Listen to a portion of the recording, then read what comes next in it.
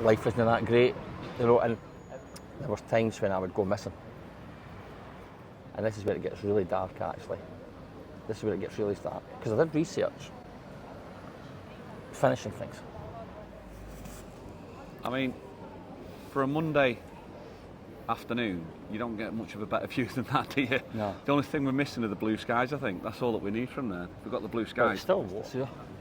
You went for a Canarian haircut? I went for a haircut. I had it cut before I came. Yeah? And I went to a new place because I only got this Turkish barber. And the little guy I went to this new place, a young guy, trained his earning place. All the barbers were young, really young guys.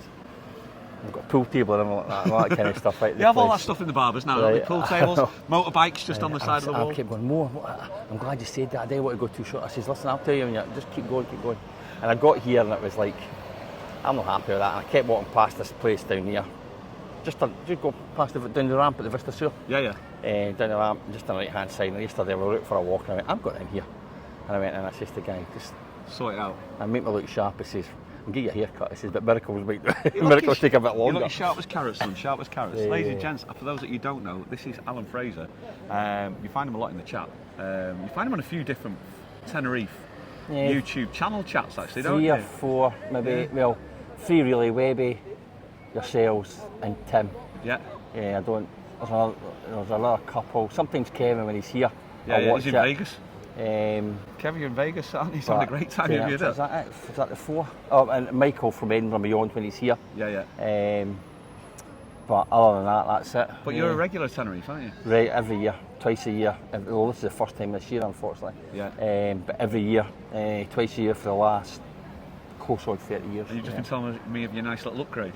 Yeah, we had a nice little upgrade. So you're slumming it in the Sir Anthony. I think everything else will go downhill for there now. But no, the Sir Anthony Hotel is just, and I'm not, we were speaking to somebody asked us the other day. We were sitting in the Highlander, right? And somebody says, so where are you staying? And said, we've landed on our feet. We have won a watch this year. And we got upgraded to the St Anthony because the Cleopatra was supposed to be closing. Yeah. And they virtually turned their back on us. Went, oh, that's extortionate. And turned their back on us. Right, you're like, well, it wasn't my fault. But no, the St Anthony is. You'd recommend it? Yeah. But it is expensive. Yeah. Absolutely. When did we first meet? During lockdown was when we first tuned into yourselves. 2020 when it was Wind Down Wednesdays. Just Rick Channel wasn't even on. No, it was just Rick and Shelley Wind Down Wednesday. Rick and Shelley Wind Down Wednesday. It was. Wind Down Wednesday, Get Hammered Friday, do the game the same again on Sunday. I tell you, it's a bit of a, I tell you, the things we had to do to get through the week. It was brilliant. It kept everybody going, and obviously you started doing vlogs. When you were out and about, and so I can remember you walked past La Paz trip. It was like Ghost Town. Oh yeah. Remember that one? Yeah, it was absolutely. Ghost Town. Along here was Ghost Town. I mean, look at it now, right? I know. You were just saying how busy it's been now. It's like it's busiest you've ever seen it since after COVID times, isn't it? And it's just so that's when we started. But it gave you that because back home was a bit mundane. I'd been paid off, and I was just. Well, you were actually going through a really tough time. We were never destitute, really, but because Susan was working long hours at the hotel. Susan works for Hilton. But this is the reason why I wanted to talk to you, because the story of what's going on. He's like, how long have you been working for the company before you got let? That one, 7 years. 7 years. And just like flying company car, because we ran similar lives. We were in sales. I was in sales. You were in sales. Yeah, doing pretty well. Area was flying actually. Area was growing regularly. It was all national house building groups and regional house builder groups as my customer base, if you like, and doing really well. But the MD at the time decided COVID lockdown that Teams was going to be the future, and that didn't particularly work out well for them. So I don't know if you remember, 2022, my first trip here was when we met physically for the first time. Was that down at Cafe Olé? And we were in Cafe Olé, and I don't know if I'd taken the phone call or I just had a phone call from them asking me to go back. No, you'd not took that phone call yet. When I first met you, you were on the bottom. Right. You were literally on the bottom. No, that day they phoned me. Oh, brilliant. And I said, I'm sitting in a bar. It was Friday afternoon. Yeah. I'm sitting in a bar, probably 5 in. Probably not the best time to I was speak to driving, I anybody. was on water. And I said, yeah, it's not probably not a convenient time to speak. So we went, when I got home, we phoned them, but I was doing really well where I was. Yeah. And just been given the brand new BMW and all that kind of stuff. Doing really well where I was. We were answering directly to the managing director, who was just like, go and fill your boots, guys. If you make a mistake, I'll back you publicly. Yeah. But if not, we'll talk about it behind the scenes, but just go and fill your boots. And so we did. We were actually out being quite aggressive and taking a bit of market share, and another German company, obviously. And then February this year, I've got to watch what I'm saying because I signed an NDA. Yeah. But February this year, I got a phone call from a line manager. He was actually a friend of mine, but he got promoted to the position, and says your job's at risk. So that I put the phone call down after that, and I'm 60, right? You're right. I was going to ask where you, am I 60, going to yeah. get 60? Where are you going to get a job? Where are you going to get a job?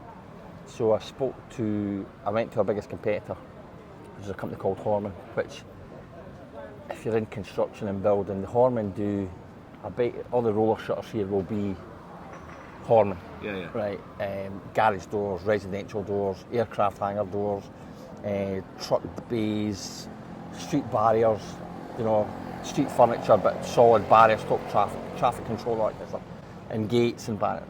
Do everything like that. Because 32 plants throughout the world, privately owned German firm. So I spoke to them, met their sales director in Carlisle, actually, just outside Carlisle on the A69. And then they invited me down to their place. Their main place in the UK is in Leicester. So I went there. Met them a couple of hours in Leicester, and then we put them up in the hotel for the night. Went out for dinner. The sales director and the MD, definitely going to be a job for you. Blah blah blah. So that was brilliant. That was fine. So, and I knew I was getting a decent redundancy package. That would keep me going for a few. And I thought, I'm not even going to have to touch this. This is going to be, this is utopia. You don't have to touch it. It goes in the bank. It goes in the bank. And so, how's the roller coaster been since we met? Because it was like 2.5, 3 years ago. See, just mentally, looking back, the job I was doing, and I was only in that job. So I was doing jobs like, and I've got a newfound respect for these people, courier driver.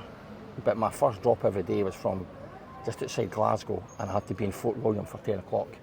Yeah. Fort William is a trek, but the scenery, if anybody's been up that way, through Glencoe and all that kind of way, is absolutely stunning. But I was getting home at 9 o'clock at night, so I was leaving the house at 6 and getting home at 9 every night. Right, real hard shift. And at the time I was still involved in football, and we were in the championship. So I did that for about 3 months, and then the championship went back earlier with the Premier League. So something I had to drop, and it was the courier driver. And then I was working for Tesco's online deliveries, and that's a shift and a half. That is a shift and a half. But you've gone from being the sales rep with the BMWs and the top of the range, then going into courier driving. Yeah. How was that affecting you? I don't mean that derogatory. No, I know what you mean, and as I say, I've got a newfound respect for these guys. I've just done it. I've gone from there to Tenerife. But it was graft. It was a real shift, and the job I do now, because I cover, like for people that know the geography of the UK, I cover down as far as Scots Corner now, across to Penrith and everything north, and Isle of Man. And if I can get somebody in Ireland, I'll pick that up as well. But also did with the last job, it was as far as M62 across. It was a long way, Hull to Manchester, Liverpool. Not quite Liverpool, but Manchester and up towards Blackpool and that area. So it was a massive area. So it was a way. But anyway, so going back to doing the van job, you're working long hours for half the money I was earning.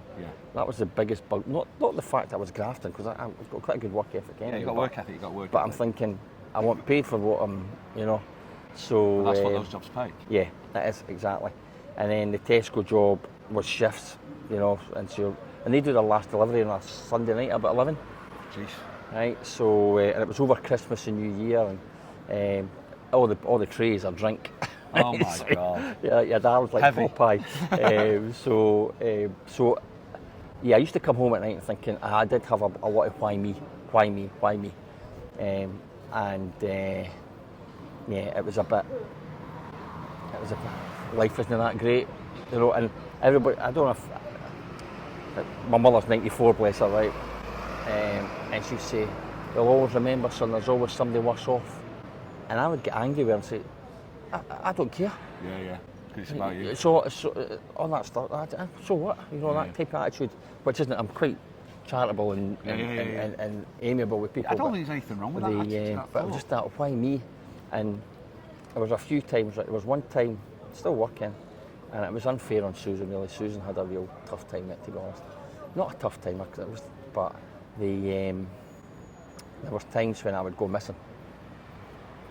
But I'd just go walk around the golf course, and I'm talking about days when it was absolutely throwing it down. The weather was horrendous. I would just go missing for three hours, walking about in the rain, and the trees, the woods and stuff like that. So it's pretty, it's pretty desolate place. Not desolate, but secluded. Why would you do that? Just had it, I don't know, I never even took the dogs. Normally when I'm walking with the dogs, it's quite a peaceful. I think you've seen me put some photographs up of the place, and it's quite a nice place to walk the dogs, but you're just in a mindset where nothing else matters, and at least, and this is where it gets really dark actually. This is where it gets really dark, because I did research, finishing things, and the only way to do it properly. Finishing things? Yes. Yeah, and that's where it gets, and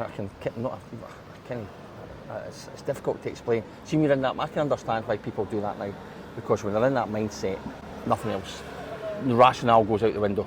Yeah. All rationale, who you're going to hurt, who you're leaving behind, all that doesn't even come into your thinking. It's about you in that moment. You don't see any future.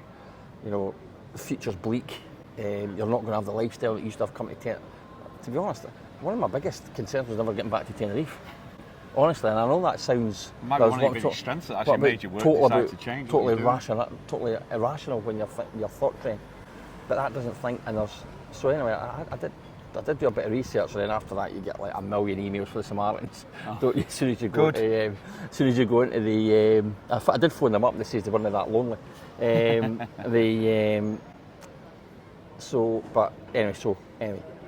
and none of them were particularly pleasant, right? None of them were particularly pleasant. So there was other times, even I would say 6 months ago.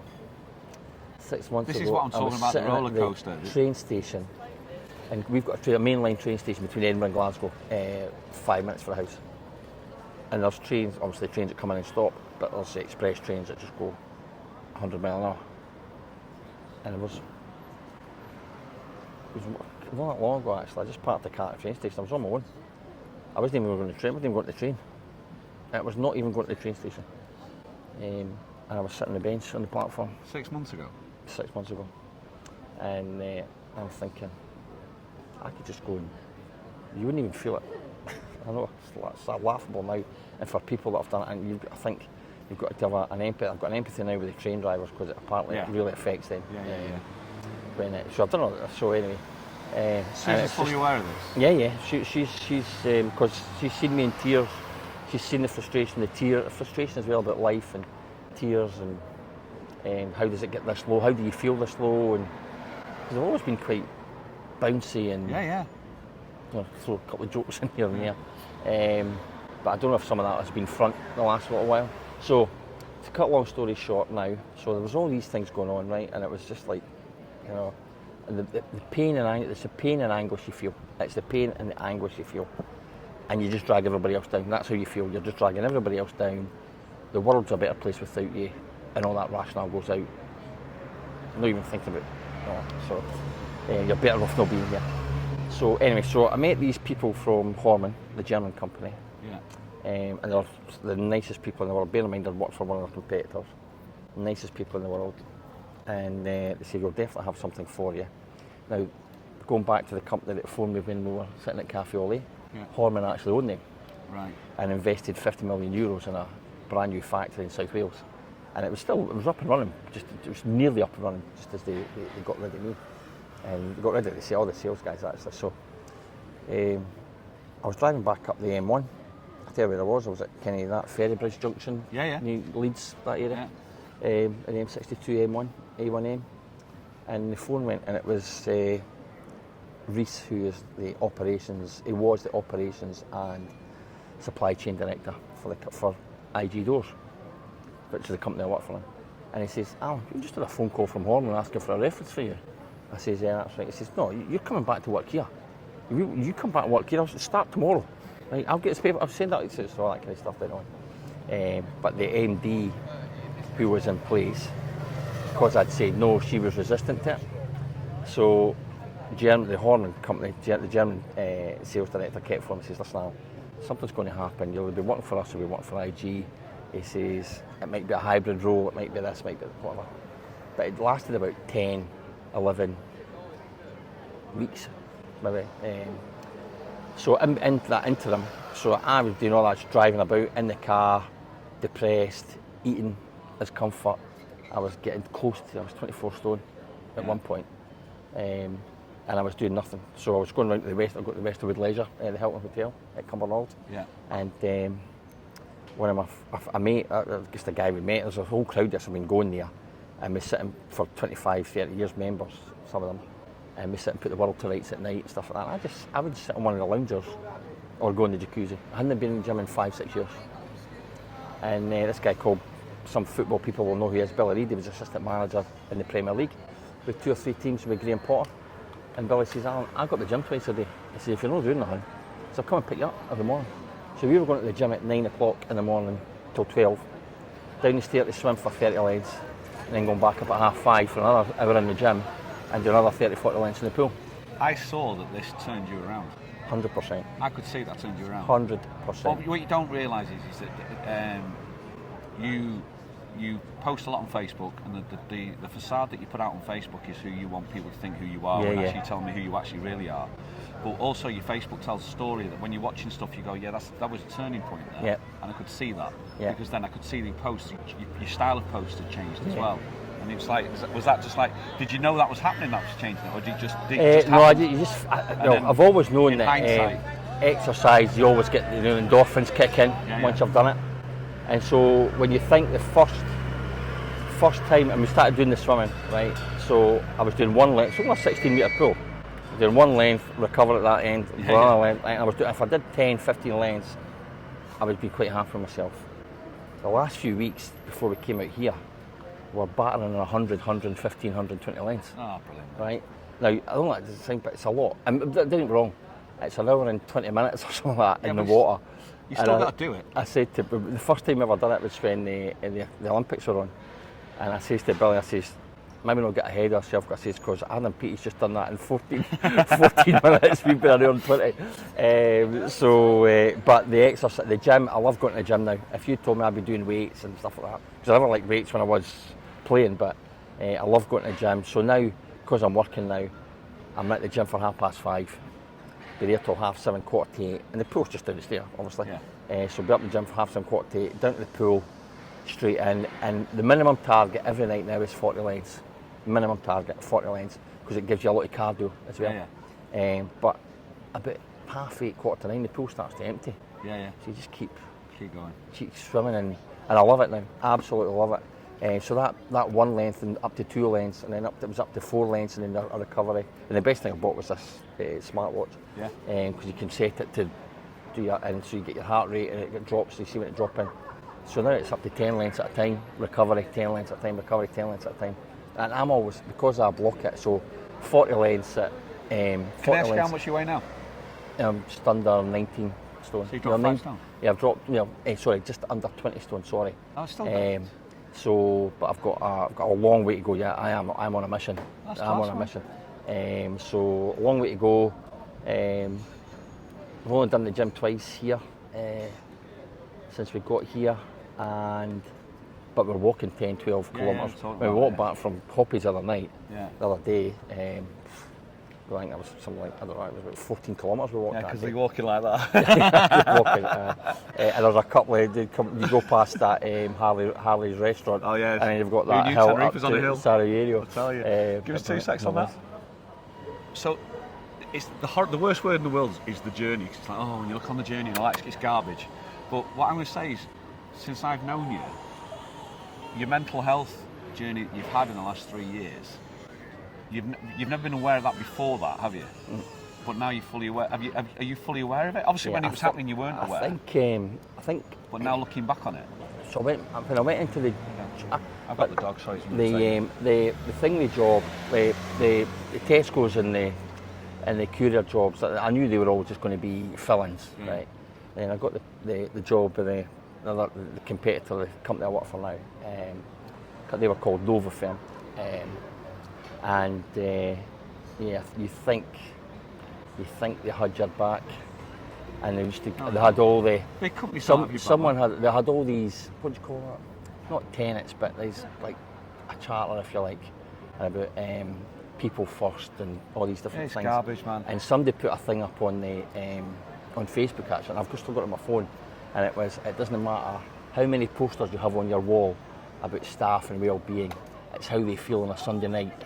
Yeah, so true. About looking forward to coming to work. So true. And that is absolutely 100%. And but things were obviously weren't 100% right, and they kept everything was criticism, and all the things I'd done in the previous roles to bring customers together and engagement and all the stuff that you do in sales, right? Engaging with customers, building relationships, all that kind of stuff. No, you're doing it wrong. You're doing it. I'm saying, but I've been doing it for 25 years, quite successfully, and it was, and it was a bit, and it wasn't great towards the end. So when I did get made redundant that first few weeks until I spoke to Horman, and the Horman thing was always in the background. I was going to be joining them anyway. The IG thing,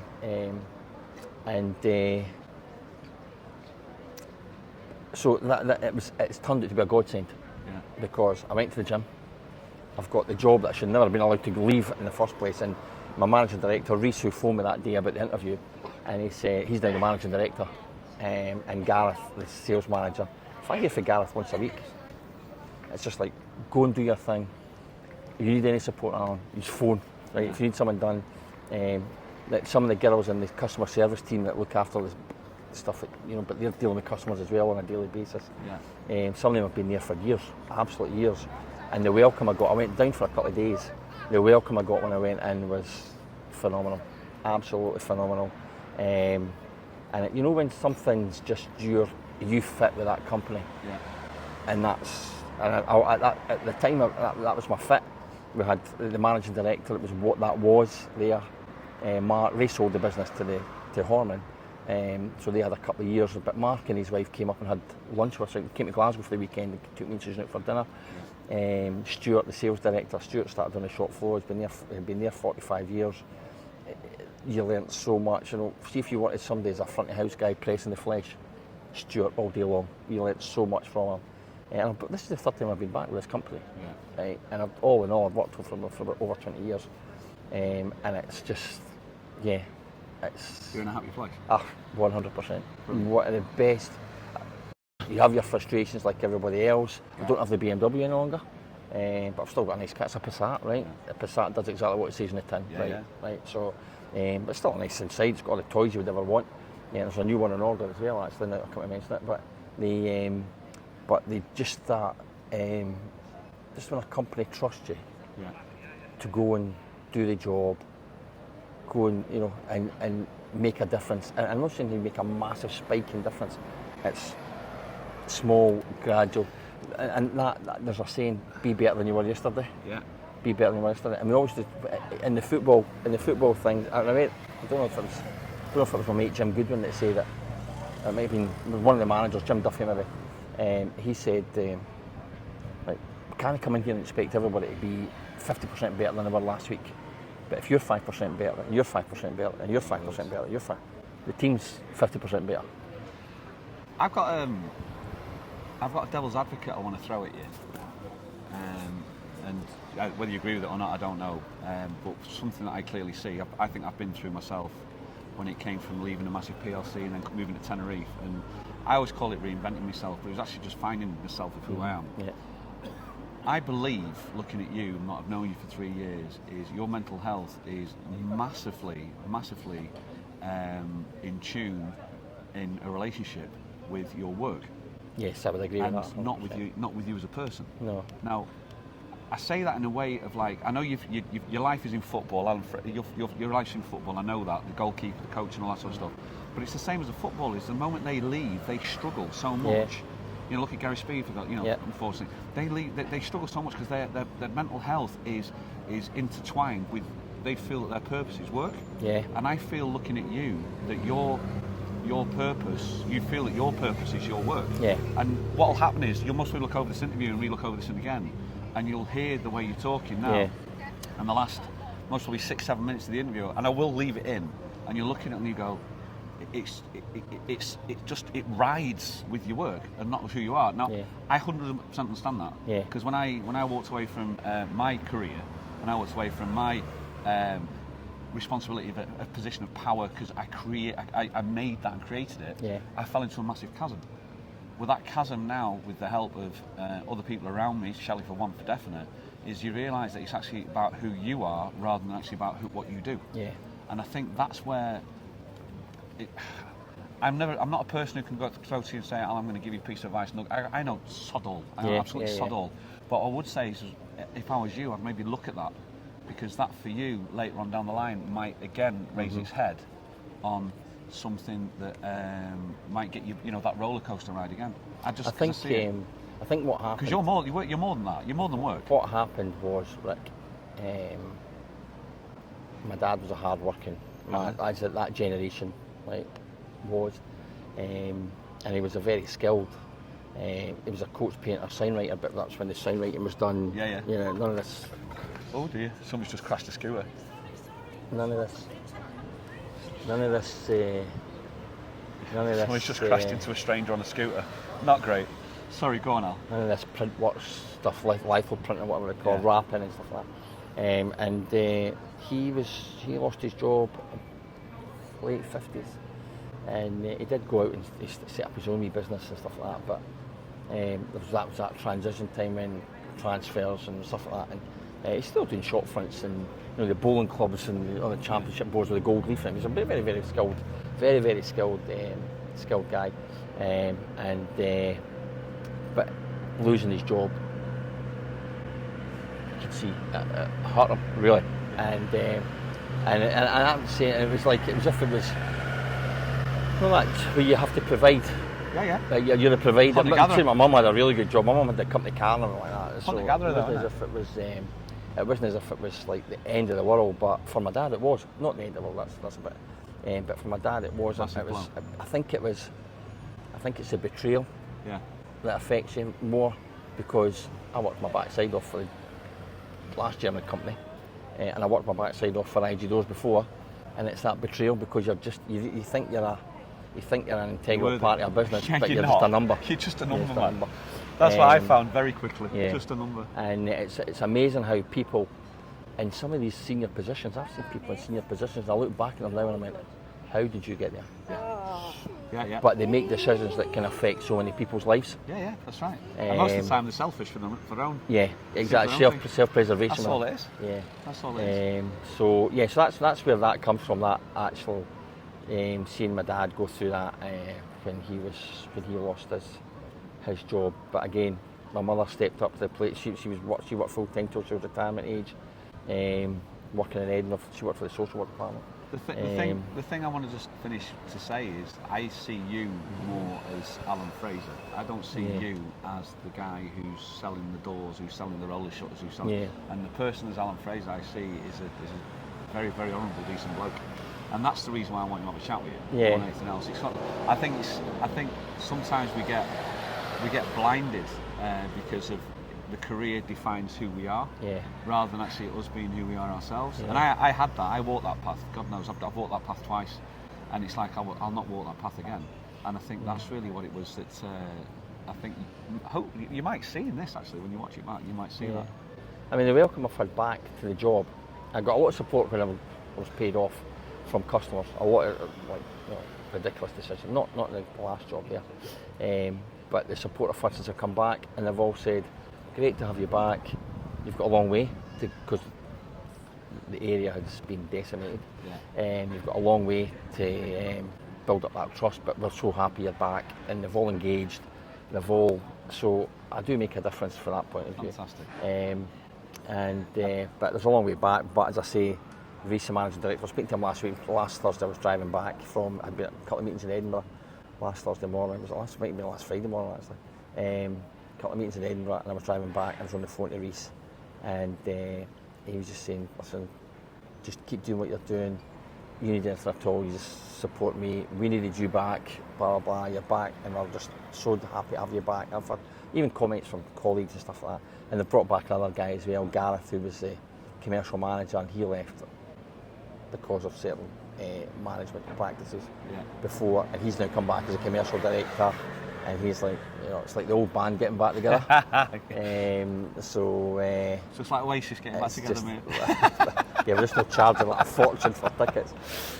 But no, it's I am now happy with life. It's and we come here at Tenerife.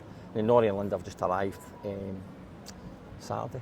They arrived, so me and Susan have had the first week to ourselves. Yeah. And it's just brilliant because sometimes we're ships passing the night because of Susan. Yeah. Susan does shifts at the hotel. But being here together, the 2 hours, going for dinner, walking, we've walked for miles. Actually walking is brilliant. Absolutely love it. Man. And it's been so. Thank you very much for your time. Absolute I really like pleasure. It. Thank you so much. Thank you so much. Always a pleasure to see you. And Hoppies is a highlight. Get to Hoppies. Is You an enjoy absolute Hoppies. highlight. If you haven't been to Hoppies, I suggest you get to Hoppies. Make sure you book it, and be nice to Charlotte because she can sort you out.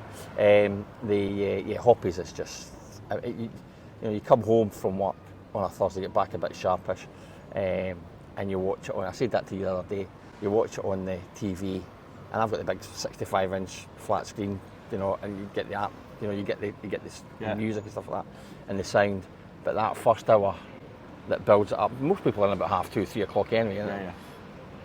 That first hour that builds it all up, gets the atmosphere going, and when you're ready to go live, the place is already rocking. It's flying. It's absolutely rocking. It should be on prescription in the UK. That's what I've seen Vinny's post actually saying that. Guys, I've took enough of your time. Yeah, Thank you so much for taking the time to watch. Stick in the comments what you think, and we'll see you on the next one. Cheers, Alan. I really appreciate it. Thanks, mate. Everyone. I really appreciate that. No Cheers, buddy. problem at all, mate. Thank you so much, man.